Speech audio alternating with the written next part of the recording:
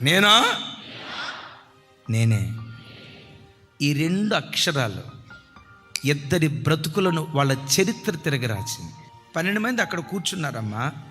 యేసయ్య అన్నారు, మీలో ఒకడు నన్ను అప్పగించబోతున్నాడు అన్నారు.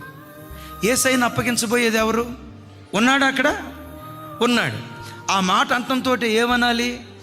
నేనే ప్రభువా, దారి తప్పినోడిని నేనేనయ్యా, 30 వెండి నాణాలకు బేరమాడిన వాడిని నేనేనయ్యా అని దేవుని పాదాల మీద పడి పశ్చాత్తాపడితే గనుక ఇస్కరియోతు యోధా స్థానమట వాస్తవంగా అపోస్తులైన పౌలు వారి స్థానమట.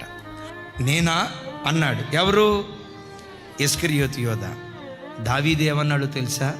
నేనే, పాపము చేసిన వాడను నేనే, అతిక్రమము చేసిన వాడను నేనే, అపరాధం చేసిన వాడను నేనేనని ఉన్నది ఉన్నట్లుగా దేవుని సన్నిధిలో ఒప్పుకున్నాడండి. ఈరోజు ఆరాధనకు వచ్చిన నీ బ్రతుకులో యోధాలాగా నేనా అని అనుకో.